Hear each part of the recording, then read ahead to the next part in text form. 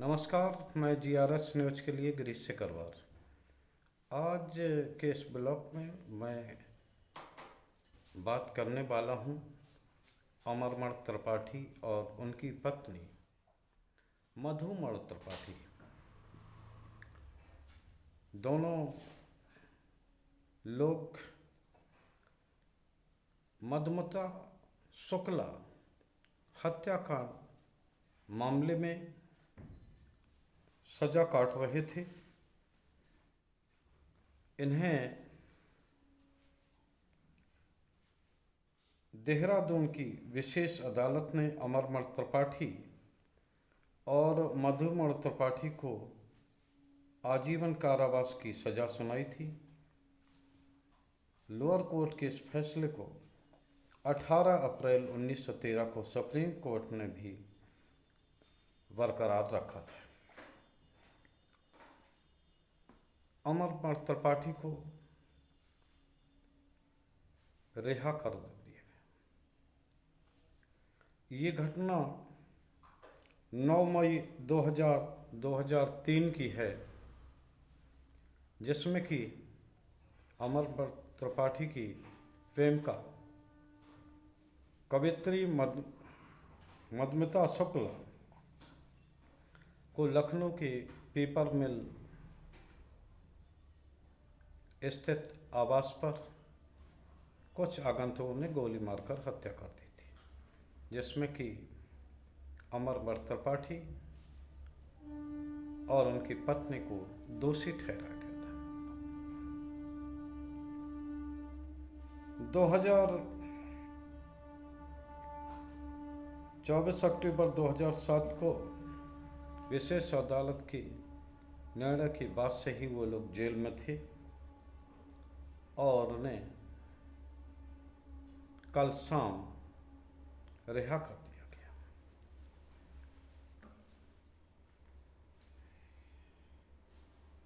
आजीवन कारावास के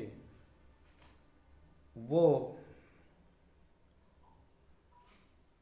सजा याफ्ता जिन्होंने कि हत्या जैसे मामले को अंजाम दिया है, आखिर क्यों रिहा कर दिया गया है? इस संबंध में हम आपको चर्चा करना चाहेंगे, क्योंकि इस समय 2024 का चुनाव है और अमरमण त्रिपाठी पूर्वांचल में खासा रसूख रखते हैं। इस समय 2024 का जो चुनाव होने वाला है वो काफ़ी कसमकस भरा है। जब से विपक्षी दलों ने इंडिया नाम का गठबंधन बनाया है, सत्ताधारी दल को अब ऐसी आशंका हो गई है कि अगर विपक्ष एकजुट होकर चुनाव लड़ता है तो निश्चित तौर पर उनकी स्थिति खराब हो जाएगी। तो इस समय वो एक एक सीट पर इस तरह की रणनीति तय कर रहे हैं जिससे कि वो चुनाव जीत सकें। इसी अमरमण के पूर्वांचल में दखल को लेकर ही निश्चित तौर पर सरकार ने उनकी रिहाई की है। आपको ध्यान होगा, गृह राज्य मंत्री हैं जो अजय मिश्र टेनी, उनके बेटे ने भी एक पत्रकार समेत 5 किसानों की अपने गाड़ी से कुचलकर हत्या कर दी थी, जिस मामले में वो जेल भी गए थे।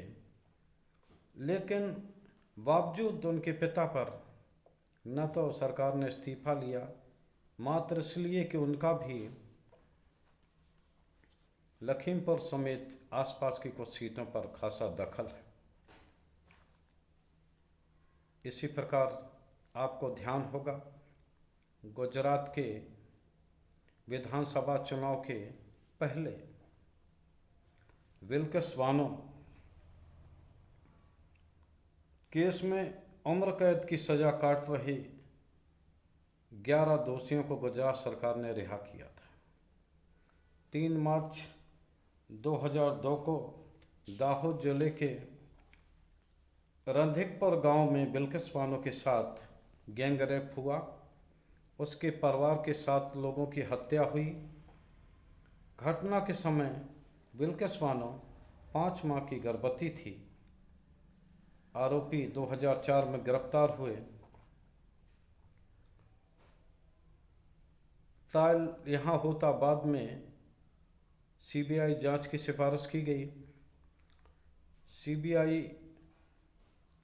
जांच और गवाहों को प्रभावित करने के उद्देश्य से बिल्किस बानो ने ये आशंका जताई कि गुजरात में अगर सुनवाई होती है तो निश्चित तौर पर गवाहों को न सब प्रभावित किया जाएगा बल्कि सीबीआई पर भी दबाव पड़ेगा। लिहाजा इस केस को मुंबई में ट्रांसफ़र कर दिया गया। मुंबई की विशेष अदालत ने 2008 में 11 लोगों को दोषी माना और आजीवन कारावास की सज़ा सुनाई। मुंबई हाई कोर्ट ने भी इस मामले में आरोपियों को राहत नहीं दी। गुजरात में जब चुनाव के दौर आए तो उसमें सभी लगभग आरोपी, जिन्हें कि बाद में एक प्रदेश सरकार के मंत्री ने संस्कारी ब्राह्मण बताया था और ये कहा था कि वो इस तरह के काम कर ही नहीं सकते। तो आपने देखा किस तरह सरकार ने अपने राजनीतिक फ़ायदे के लिए और गुजरात में चुनावी लाभ उठाने के लिए उन्होंने 11 आरोपियों को रिहा कर दिया। ब्रजभूषण शरण सिंह का मामला आप लोगों की जानकारी में ही है। गोंडा से वो सांसद हैं और उनके खिलाफ यौन शोषण के मामले के अलावा करीब 38 मुकदमे अभी तक भी पंजीकृत हैं। उनकी एक दबंग की है। हालांकि दिल्ली पुलिस ने उनके खिलाफ चार्जशीट दायर की है, बावजूद उसको इनको जमानत दे दी गई क्योंकि सत्ता नहीं चाहती थी कि उत्तर प्रदेश में अगर हम ब्रजभूषण पर कार्रवाई करें तो एक आध सीट का भी वहाँ नुकसान हो। तो जिस तरह से राजनीतिक फ़ायदे के लिए सरकार बाहुबलियों के कंधे पर अपने रख के अपने सत्ता को पाना चाहती है तो उसकी तो सिर्फ आलोचना ही की जानी चाहिए। ये जो हमने आपको घटनाएं बताई, ये उस पार्टी की सरकारों में हैं जो कि डबल इंजन कह के अपनी बात पूरा करे बिना उसका काम नहीं चलता और जो खुद को पार्टी अन्य पार्टियों से अलग बताती हैं। यहाँ आपके सामने बिहार के बाहुबली आनंद मोहन सिंह की रिहाई के बारे में भी आपको कुछ प्रकाश डालना चाहूँगा। आनंद मोहन सिंह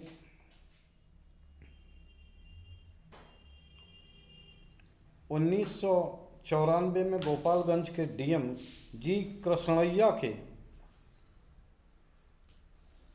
हत्या के मामले में 2007 में कोर्ट ने आनंद मोहन को सजाए मौत की सज़ा सुनाई थी, जो बाद में आजीवन कारावास में बदल गई। 27 अप्रैल 2023 को सुबह 4 बजे बिहार सरकार ने कारागार अधिनियम में